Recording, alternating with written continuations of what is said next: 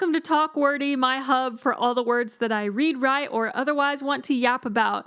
Today we're focusing on the yapping, specifically about music. So buckle up, get excited, let's get into it. First of all, and we'll cut this if it doesn't make it, but this might be the first time that I actually have a video feed for you guys. My husband and I was about to say but really my husband has been hard at work to try and get my video feed up so that you can watch this visually on YouTube or wherever else, which I think is a little odd given the state of me. But don't worry, I will give the people what they want, and that is an OOTD. Let's get into it. So my pajama bottoms are from Five Below, circa 2019. That's right, we've got a polar bear pre-pandemic PJ pant. Amazing. And I did that on my first try. Excellent. Moving on, my top. You can't really see it because of my hair, but my top is from Buc-ee's. Bury me in a Buc-ee's t-shirt. I love it. And then my attitude, that's from my mother. Love you, Mom. Okay, so bury me in a Buc-ee's t-shirt. My husband is sweet as pie, and I swear I'm going to be name dropping my husband like at least thrice an episode. I love getting Buc-ee's t-shirts. He will go, and every time there's a new season and a new shirt, specifically one that's like not hideous, he will get it for me. He will bring it home, and I dutifully wear it around the house, whether it's PJs or if I'm doing an activity and I just need like a throw around shirt. Me and a Buc-ee's t-shirt go hand in hand. Same with the Buc-ee's blanket. We have several of those in the house, and I love them more than life itself. Anyways, I will shamelessly wear them. And speaking of Shameless, I know you're thinking we're going to get into the discussion about Shameless, the TV show, perhaps on another episode. I'm only 4 episodes deep into the show, not into the podcast. But speaking of Shameless, I'm ready to shamelessly talk about some of my favorite either current or upcoming music releases. So let's start off with the queen herself, Marina Diamandis from Marina and the Diamonds, who is now just Marina. She recently released her Princess of Power album, and I am shook. It is a no-skip album, and I've been kind of following along with her throughout the years, but the album before this one, Ancient Dreams in a Modern Land, an absolute 5-star banger album. 2 of the songs in particular actually inspired my romantasy duology that is out. Venus Flytrap basically inspired my first book, The Fall of Jericho, and then my second book, The Rise of Daragon, is inspired by her song Pandora's Box. So shameless plug if you want to read my books and you like mythology and villains and romantasy. But also if you like the roots of Marina. Same with The Family Jewels, her song from way back when. That also inspired my second book. So shameless plug. Let's talk about Princess of Power. Princess of Power was so good. Like I said, it's a no-skip album, and I just want to highlight my favorite tracks as of right now. The beauty of this album is that I have favorite tracks that like change by the week, sometimes even by the day. My go-to that just from start to finish, like from first listen to last, or like, first to most recent, that just has not changed for me is Roller Coaster.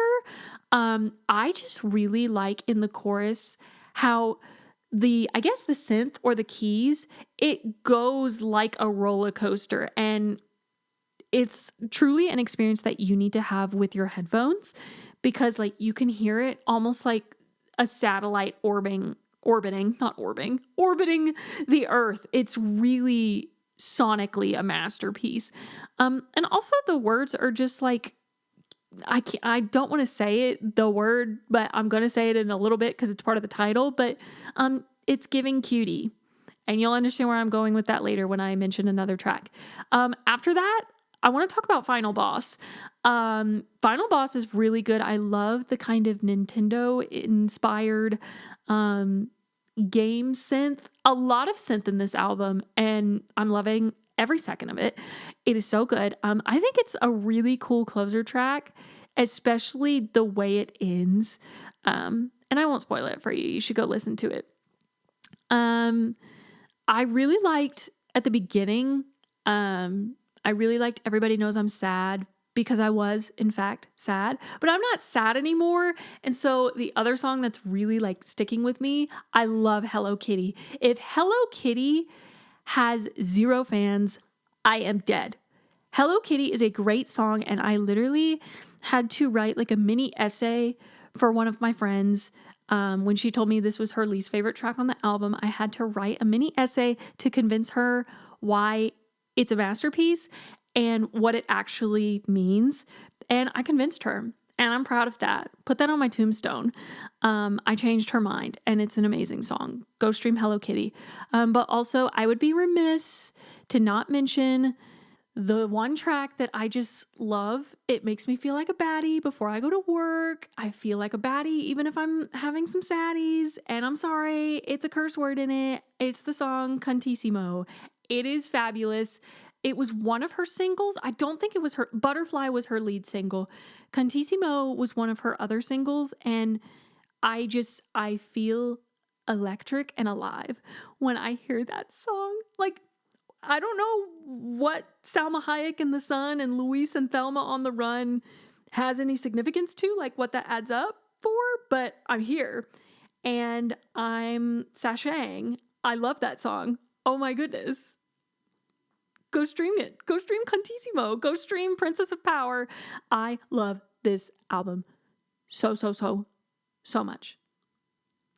And I'm just going to wrap it up there because I need you to each experience it on your own time and understand the beauty of this album. It's literally pop perfection, and it is criminally underrated right now. Nobody is talking about this album except maybe like 2 of my friends. And we need to fix that. Okay, Princess of Power out of the way. Let's talk about some upcoming releases because that's my current favorite. Like, it's out, you can stream it, go stream it. But let's talk about some that are coming up. September 19th is going to be one of the most insane days for me personally. As you can see by my lovely stack, if you're watching this on video, as you can see by my lovely stack on my desk, we've got Daisy Jones and the Six, we've got the 7 Husbands of Evelyn Hugo, and we've got A Great Big Beautiful Life. And you'll see why it's playing into each other, especially the orange and green, hint, hint, wink, wink, nudge, nudge. Let's start off with The Favors. Again, September 19th is going to be my Super Bowl because September 19th, we have The Favors, which is Ash and Phineas. So Billie Eilish's brother and Ash, who did Moral of the Story. If that's the only reason you know her, please go explore her discography. It is incredible. I saw her open for Kelsey Ballerini this year, and I have not stopped thinking about her since. Like, I went for Kelsey, but I stayed for Ash. Ash was incredible. They basically formed a band called The Favors, and it's giving indie, semi-alternative, pop, slight 70s sound to their music. Dare I say Fleetwood Mac sound. Okay? Stick with me on this. Fleetwood Mac, but platonic. And no, literally, when I found out that this was coming out, and then I found out that Buckingham Nicks, the Fleetwood Mac lore is insane. Buckingham Nicks, so that's Lindsey Buckingham and Stevie Nicks. They are releasing a joint album. I guess it's, older songs, but they're releasing it under their same name, and I guess they're remastered. Or maybe they'll have new songs too, I hope. Fingers crossed. I looked at the track list, but I'm not that educated on them. I'm more educated on like the actual Fleetwood Mac bit. They are releasing their albums on the same day. And they have a similar sound, and they have a similar tone. And I am just so thrilled. Welcome back, Daisy Jones and the Six, because Daisy Jones and the Six is a basically fictionalized version of Fleetwood Mac. And Fleetwood Mac ties into The Favors because The Favors are Fleetwood Mac, but platonic. Oh, it's like I'm connecting a murder board with like all the red yarn and the push pins. I'm so thrilled. Welcome back, Daisy Jones and the Six. Welcome back, Fleetwood Mac. Fleetwood Mac, but make it platonic. September 19th is going to be insane. Every single that The Favors have put out, absolute bangers. The Little Mess You Made, compared to Honeycomb from Daisy Jones and the Six, the TV version, obviously, it's sonically so similar. I love a song where the two leads, the male and the female, are just yelling at each other, essentially. Incredible, spectacular, give me 14 of them. Fabulous. I'm so excited. What was I saying? The lead single, The Little Mess You Made, incredible. 6-star single, truthfully. Then we had the Hudson, and that was kind of like a mellow tone. Loved it. I've noticed that a lot of artists, if they do multiple singles before the actual album drops, the first one is always like the strongest contender or what might be the most commercially successful. And then the second one always like has a more somber tone. I'm going to let's take Lorde, for example. This album, her lead single was What Was That? That was a triumphant lead single for this album.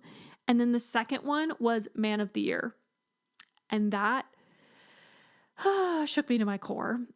And then even go back to Solar Power. The first lead single was Solar Power, and then the second one was Stoned at the Nail Salon. And if that's not one of her saddest freaking songs ever, don't even get me started on Big Star. We're not going to go there. Anyways, let's go back to the favors. And then I think literally today, is today Wednesday? No, yesterday was Wednesday.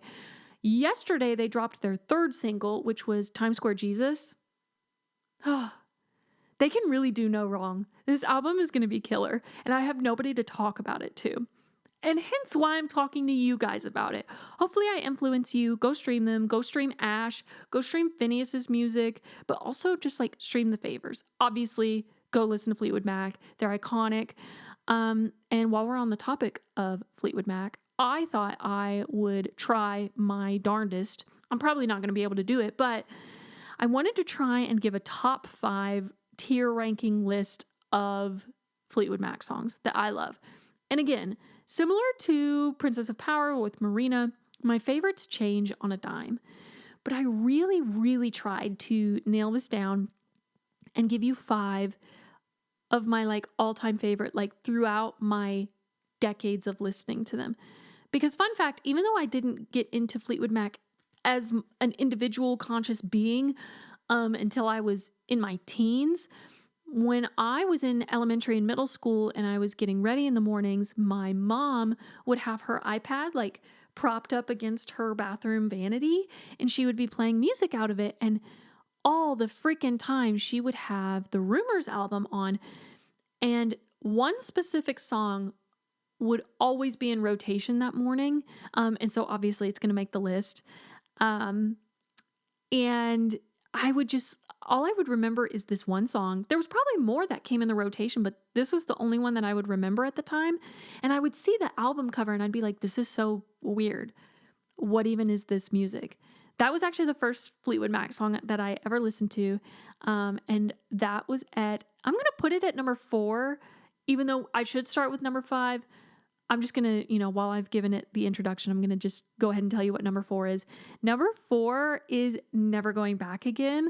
That is the song that I would hear basically every school morning throughout most of my middle school tenure.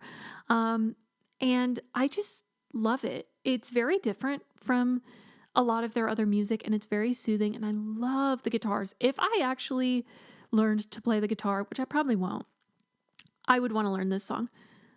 Low-key, I may ask my husband to try and learn it and play it for me, because it's such a beautiful song, even though the message is a teensy-weensy bit sad. Going back to number 5, though, there's a lot of ties for number 5, and I'll explain why, and I'm going to tell you all of them. But as of right now, I think my nominee for actual concrete number 5 is Gold Dust Woman. Gold Dust Woman is just so villainous to me. I love it. It sounds like the embodiment of a woman making a man grovel and crawl across hot coals.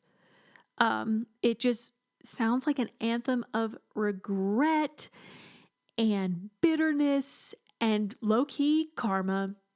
I don't know. That's probably going to have nothing to do with the actual song. But that's just the vibes it gives me. And I love it. I love Stevie's vocals in this song. So that's my nominee for number 5. But my honorable mentions are Songbird. Songbird is a beautiful, beautiful song. And I actually included it. It makes a cameo in my book that's currently on book submission. It's called Bandcamp. There is a character that plays piano, and she plays it at some point in the plot. And of course, one of the love interests, and I won't say which one, basically gets to listen to her play it, and they kind of like lock eyes. So love that song. Really pretty. And then my other honorable mention is Hold Me. Hold Me is just, it sounds sad, like the narrator is talking about like a disconnect, like please just like almost like a desperation too, of just like, please just hold me. Like I just need comfort. But the way the vocals and the production are done, it just kind of makes me want to like sway, and it makes me giddy, which I don't think lyrically is what they're trying to promote, but oh well. I like that one. Okay, we're moving on to the podium. Number 3, for me, not objectively, and again, these change, but number 3, receiving bronze, is Say You Love Me. Say You Love Me. I love Christy's vocals. I almost put Everywhere on this list because I just love Christy McVie's vocals. There's not really much to say about this. It's just so bright. It's so bubbly. I really like how something about the way Christy sings this is very nostalgic to me, to where it goes further back in time than the actual core discography goes. Because I think Fleetwood Mac is more like 70s, 80s. I know they performed in the 90s too, but, hang with me. I feel like it reminds me of like the 60s. Like it goes even older for me. And it just gives me mental warmth when I hear the song. This probably doesn't make any sense, but it does in my brain. So moving on. Okay. This is going to be tough because I have these songs at 1 and 2, but I'm actually going to switch them because I'm really just not prepared for anybody to look at me and say, you're a fake fan, you're a fake fan. Number 2 is Silver Springs. Originally, Silver Springs is number 1 because I've been listening to Silver Springs since before it got TikTokified, and we'll get into that later, okay? I love the 1997 live performance of Silver Springs where they are just locked in. I swear to you, Stevie could have shot lasers out of her eyeballs when she was looking at Lindsey Buckingham. Oh my gosh. I swear to you, it should be in the history books. It should genuinely be studied, that performance. I get chills every time I watch it. I low-key kind of cry every time I watch it. And the song is just really beautiful and gutting, honestly. And I think I'm going to dock it down to number 2 only because I have a slight bad memory associated with it. And that is because I was going through it when I was listening to this one time, and it was late. It was at night. I was driving home and I was angry and I was speeding and I got pulled over while listening to this song. Yes, during the bridge. Time did not cast a spell on the policeman that, gave me a warning. But it was the first time I ever got pulled over, and it was a time. It was sad. I had a clean record. How long had I been driving? 16 years old? 16 years old until, I was 22. I was married already. Yeah, I was 22. I went, that's math.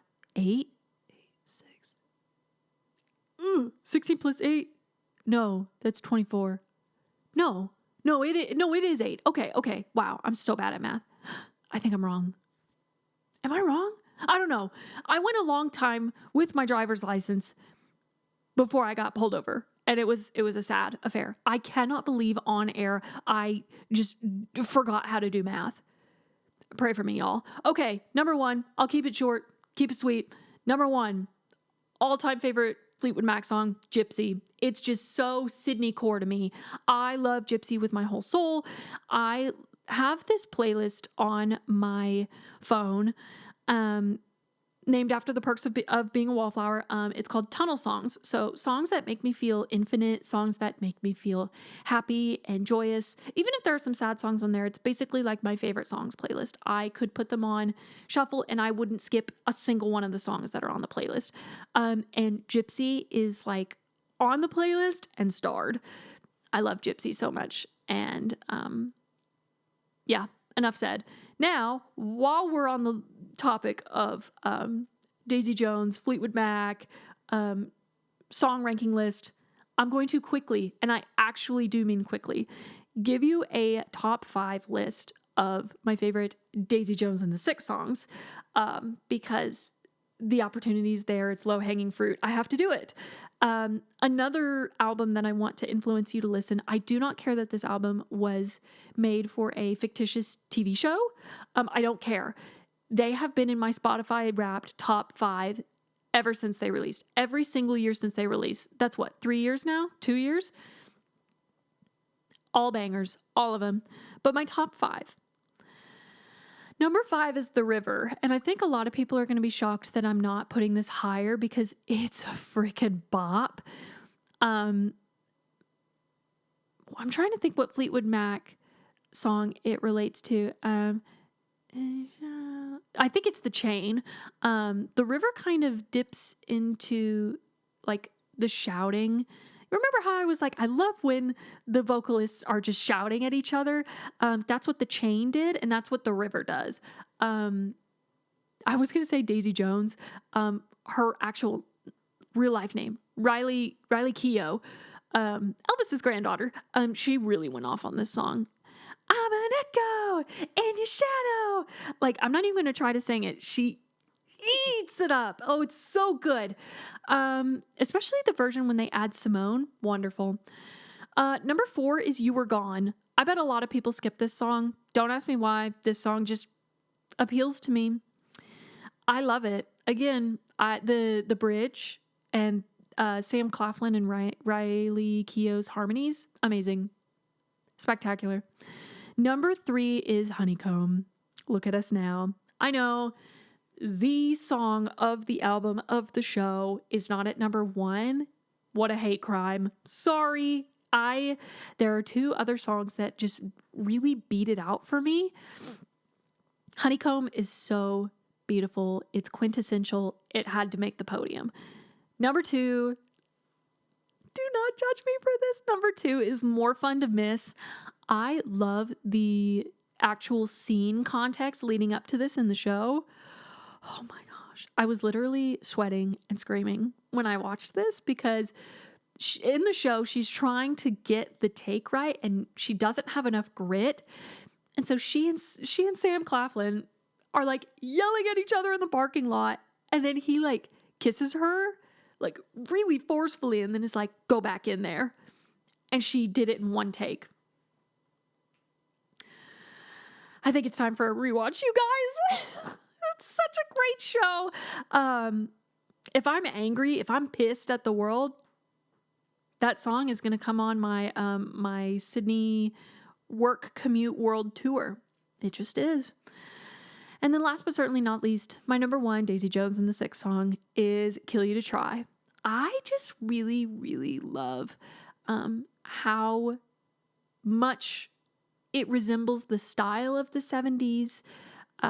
It has that same nostalgia that like true Fleetwood Mac songs do. I love all of the instrumentation in it. I love the arc of the song. I feel like it has a more cinematic progression than a lot of the other songs on the album. So that's my list. And maybe we'll do like a whole Daisy Jones and the Six episode in the future. But for now, I must move on to the one, the only Taylor Allison Swift. Okay. The Life of a Showgirl, The album cover was released yesterday on the New Heights podcast, and I am ecstatic. It finally makes sense to me why Miss Swift had a death grip on those chuggy ass orange and green 1989 two-piece sets during the Eras tour when she like switched the patterns, like the style. I guess that was when she started her European leg. Man, I was like, Miss Swift just loves looking like a carrot, huh? But no, she was hinting at the life of a showgirl this whole time. Obviously, we all knew that the orange door at the end was going to be an Easter egg. I mean, that was right in our face, but what did it mean? Who knew? Everybody was like, it's Karma. It's Karma, the album. The orange door comes down during Karma.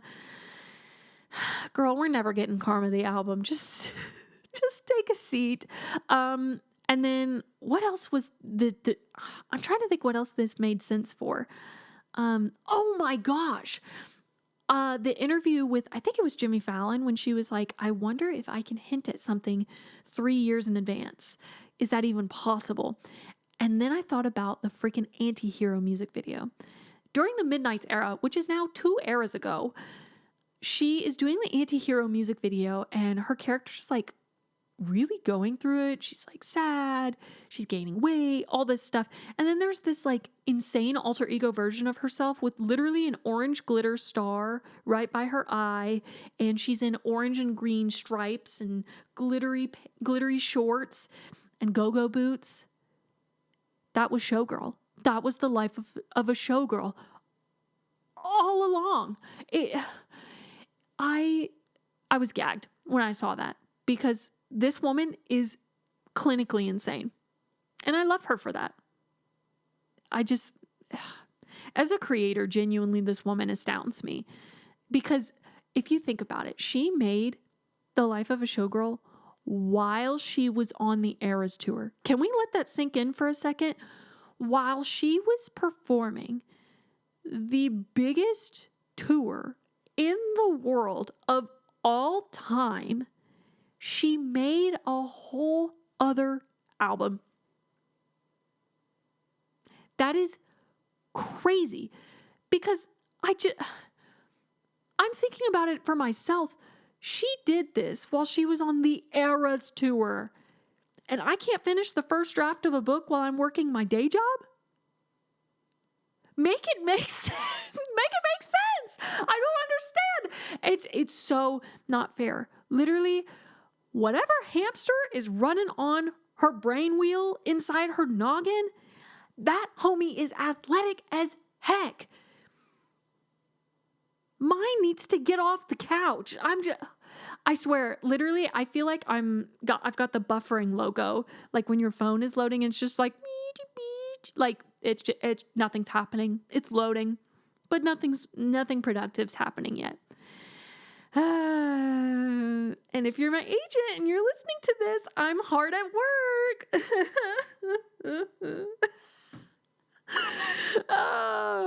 Okay. There's a lot more music that I could talk about in this episode, but I'm going to keep it, I don't even think this episode is brief, but I'm going to keep it contained to this amount. But I'm going to go ahead and end the episode on one of my recurring segments, Words of Advice.